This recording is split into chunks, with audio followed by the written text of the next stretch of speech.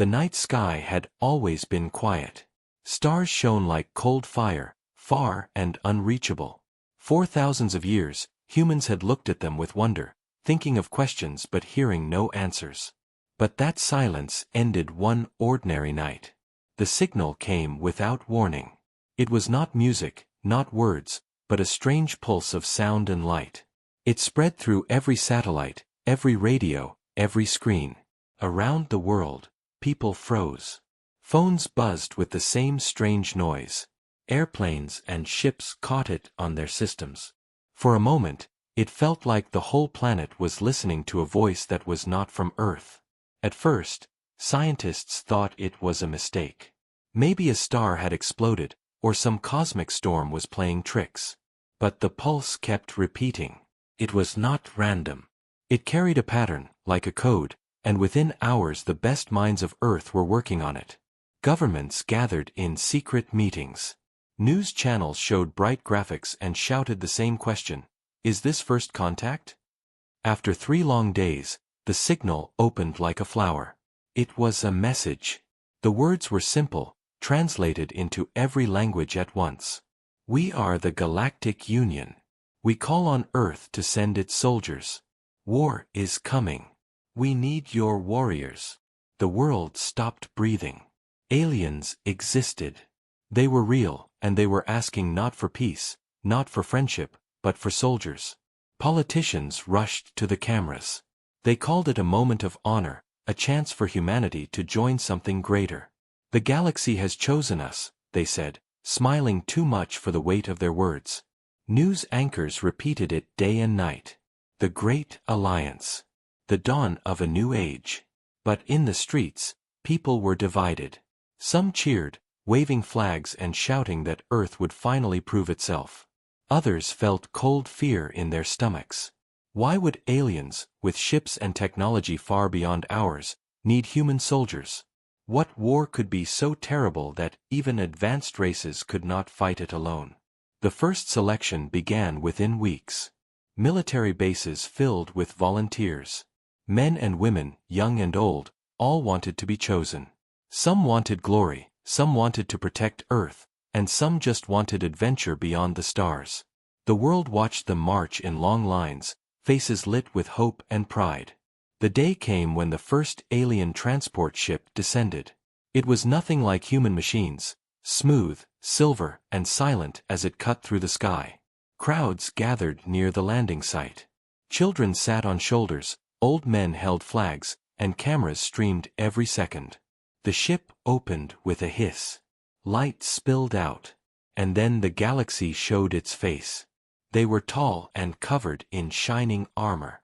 Their eyes glowed faint blue, their voices deep and layered, like more than one being speaking at once. They moved with perfect discipline, neither warm nor cruel, only distant. They did not bow. They did not smile. They only announced, "Earth's warriors will come with us." Cheers erupted.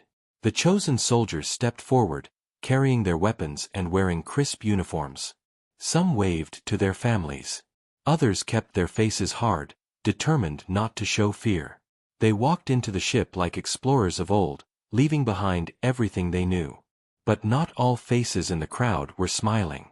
Some mothers held their children tighter. Some fathers whispered curses under their breath. A few silent watchers noticed the way the alien eyes lingered too long on the humans, as if measuring them, as if studying prey. Still, the ship rose.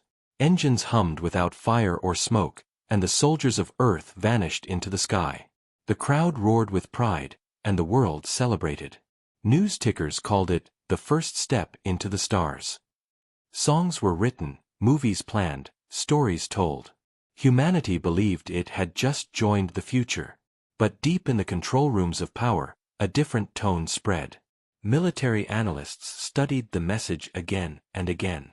Historians whispered to each other in late hours, "The Union does not ask for help. The Union commands." And somewhere, buried inside the alien message, a single word was found, translated poorly at first, then corrected later. The Union had not truly said, "soldiers." The word was older, darker. It meant executioners. The leaders hid this truth. They told the people only what they wanted to hear. That Earth was now part of a great family of stars, that our soldiers would bring honor. But in secret halls, fear spread like a shadow. Because the galaxy had not asked for soldiers to fight side by side. It had asked for killers. It had asked for something the other races feared to unleash. And so, as the first ship carried Earth's best and bravest away, the question hung heavy in the dark sky above. Did the galaxy know what it had just summoned? For the humans leaving Earth were not only warriors. They were survivors of endless wars, born from centuries of struggle, carrying the weight of every battlefield in their blood. The galaxy wanted soldiers. But what it had taken were executioners. The journey through the stars was not like the movies. There were no windows, no views of shining galaxies. The human soldiers sat in silence inside halls of metal, guided by machines that never spoke. Days passed, maybe weeks, but time felt strange. The aliens gave food, gave water, but no warmth, no conversation. They treated humans like cargo, valuable cargo, but still cargo. When the ship finally stopped, the doors opened to a sight none of the soldiers would ever forget. The battlefield stretched across an alien world. Skies burned with strange colors, not blue but sickly green. The ground was broken, scarred by old wars. Towers of alien design stood in ruins, smoking from endless fire. And across the plains, soldiers of many races gathered. There were insectoid swarms with clicking jaws, moving in perfect rhythm. Massive reptilian warriors carried weapons bigger than a man. Machine-like beings marched without breath, their eyes glowing red. And dozens more species filled the horizon, an army that looked like nightmares and legends brought to life. Humans stood in their lines, small compared to most. Some alien soldiers towered 3 times higher. Armor covered their scales and shells, thick as walls. Next to them, the human uniforms looked thin and fragile. Whispers spread across the alien ranks. These are Earth's warriors? They look weak. They look soft. But humans did not listen. Their faces were calm. Their eyes sharp. They had heard such words before, on Earth, on every battlefield in history. The first orders came quickly. The Union commanders did not give greetings, did not give speeches. They simply pointed to the horizon and said, "Fight. The enemy is there." The enemy was unlike anything humans had seen. A horde of bioengineered creatures, tall as trees, with skin like armor and claws that sliced steel. They did not fight for honor, they fought to devour. The alien armies prepared in shining formations, banners high, voices chanting in unison. Humans watched for a moment, then broke ranks. They moved like wolves set free. No lines, no chants, only movement and fire. Their weapons cracked with thunder. Bullets ripped through weak spots, grenades rolled into gaps, and knives found places even armor could not protect. At first, the aliens laughed. Undisciplined. Wild. They will die first. But then the battlefield shifted. The enemy screamed as humans cut through them. They did not fight fair. They did not hold back. A soldier pulled a wounded enemy down and used the body as cover. Another set traps from scraps of broken weapons. Small groups split and flanked, hitting from every side, never giving the enemy peace. And something else, something darker, appeared in the human eyes. Some smiled in battle. Others shouted with a madness that shook the enemy. They moved not like trained soldiers, but like predators who had been waiting for this hunt their whole lives. The aliens watched in silence as humans tore the enemy apart. One reptilian general whispered, almost afraid, "They enjoy it." By the end of the battle, the field was quiet. The enemy horde lay broken, burned, and butchered. Alien soldiers had fought bravely, but it was the humans who carried the field.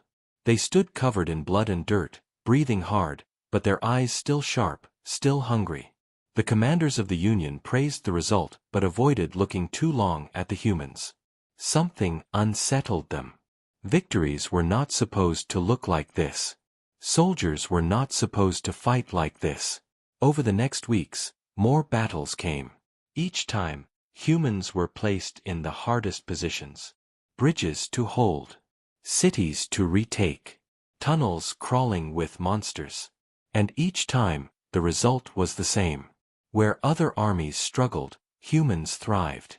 Where others retreated, humans advanced. Word spread fast across the galaxy.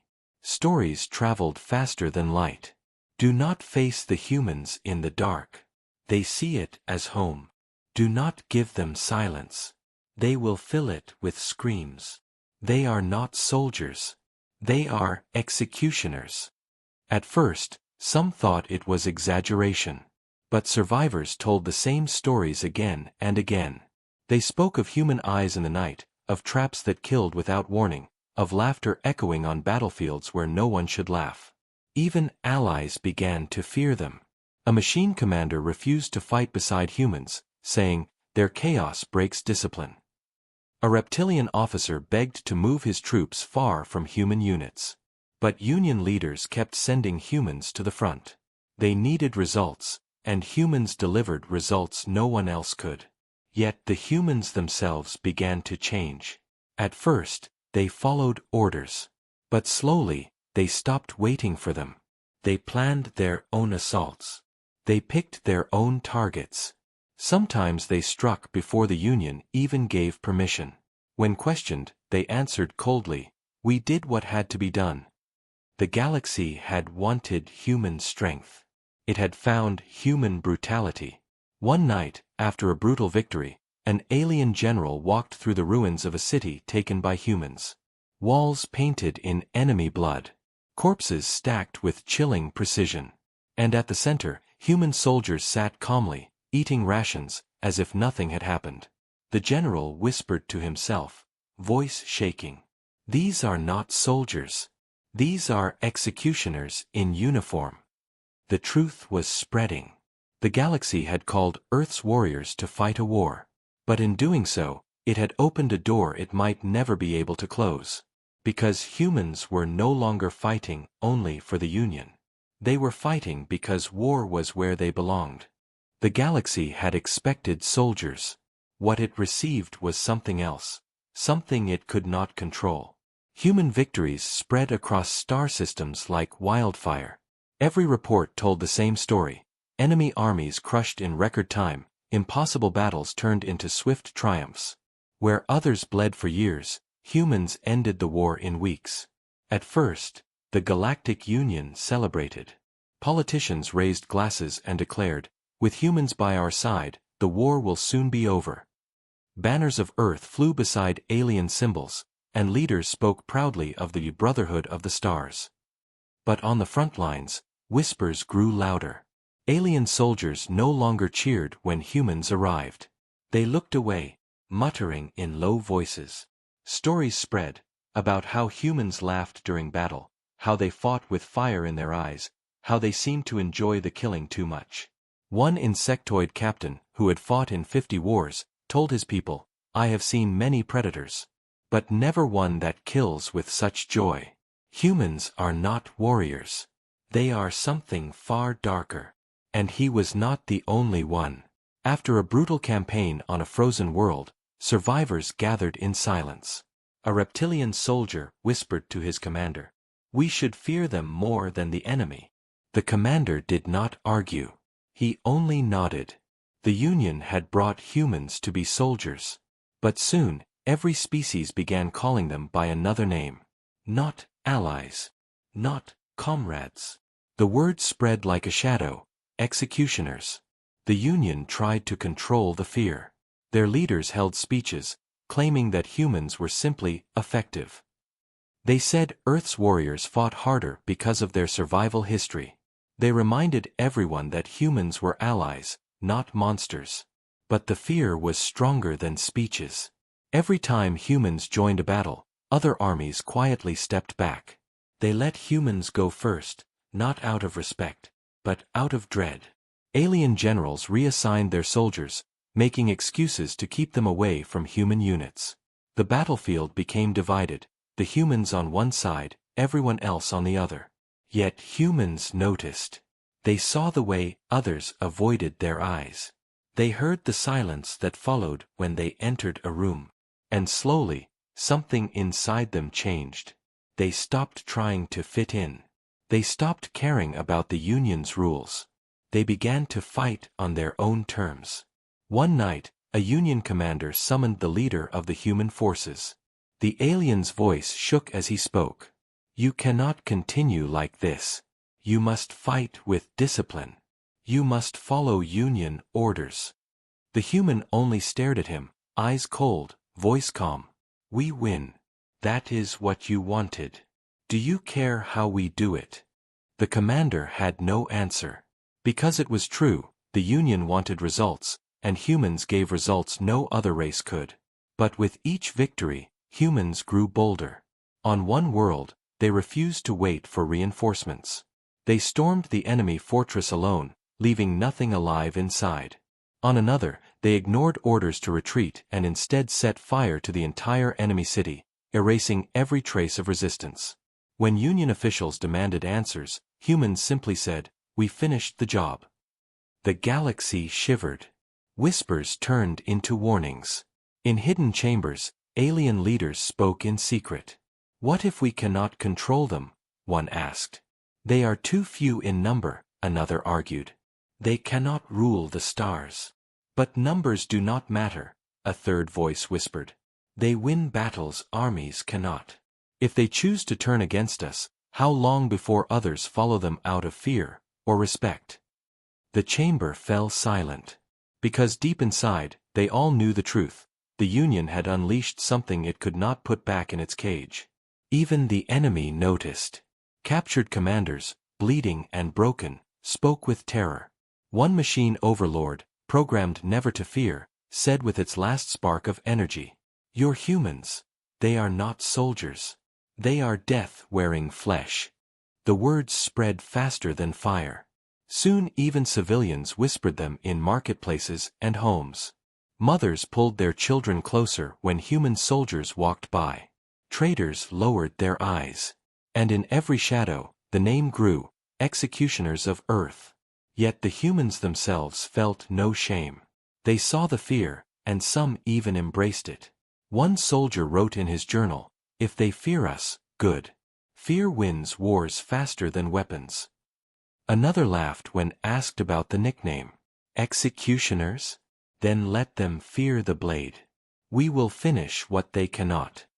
And perhaps most dangerous of all, the humans started to believe they did not need the Union at all. They had been called as soldiers. But now, they were something greater. Something the galaxy had not expected. They were a force no council could command. No law could bind. No race could resist. The Union had wanted Earth's warriors to fight their war. But slowly, painfully, the galaxy realized the truth. Humans were no longer fighting for the Union. They were fighting for themselves. And the stars would never be the same again. The war was almost over. Entire star systems that had burned for centuries now lay silent. Enemy fleets were shattered. Strongholds that once seemed untouchable were nothing but ash. And at the heart of every victory stood the same shadow, humans. The galaxy should have celebrated. But instead, fear grew like a sickness. Because the humans were no longer simply soldiers of the Union. They had become something else, commanders of their own destiny. It began with small things. A village taken from the enemy was placed under human control. Instead of handing it to Union governors, the humans rebuilt it themselves. They trained the survivors, armed them, and left behind loyal allies who would only obey Earth. Then came bigger things. Entire planets, liberated by humans, began following their commands, not the Union's. When Union officers demanded authority, the humans refused. One officer shouted at a human captain, "You serve the Union. You obey our laws." The captain's answer was quiet, but cold enough to freeze the air. "We obey no one. We win wars. You follow us." The officer never spoke against them again. Soon, alien armies that once avoided humans began to follow them, not from loyalty, but from survival. They saw the truth. Humans never lost. Standing beside them was the safest place in the galaxy.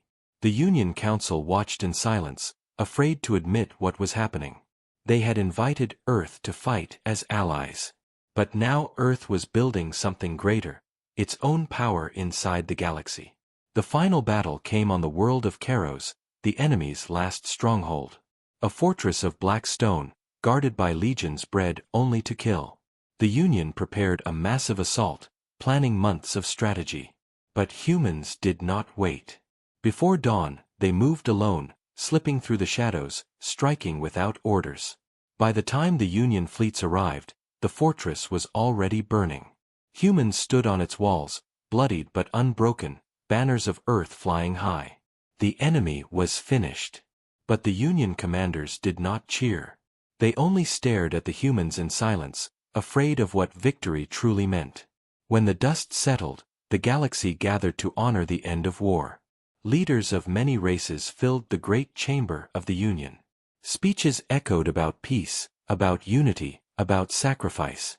Then the humans entered. They did not walk like guests. They walked like rulers. Their boots echoed against the floor, and the entire chamber fell silent. Every eye followed them, every throat dry with fear. The Union leader rose, trying to keep his voice calm. "Humans," he said, "you have served with honor. You have brought victory. Now, with peace, you may return home." The human commander stepped forward. His eyes swept across the chamber, cold and sharp. "Home," he said quietly. "Do you think Earth belongs only to Earth? No. Earth belongs to the stars now. And the stars belong to us." The chamber froze. Some alien leaders gasped. Others reached for weapons but stopped when human soldiers raised their rifles, calm and ready. The commander's voice grew harder. "You wanted soldiers. What you found were executioners. We did not fight your war to serve you. We fought because war is what we are. And now, this galaxy is ours to shape." The words struck like thunder. From that day forward, fear became truth. Humans did not leave when the war ended. They spread across the stars, building their own alliances, taking worlds one by one, not with chains, but with fear and respect. Some called them saviors. Some called them monsters. But all called them executioners. And behind every whisper, one truth remained. The galaxy had summoned Earth's soldiers. But what it received was far worse. It had unleashed the executioners of Earth. And nothing in the stars would ever be the same again.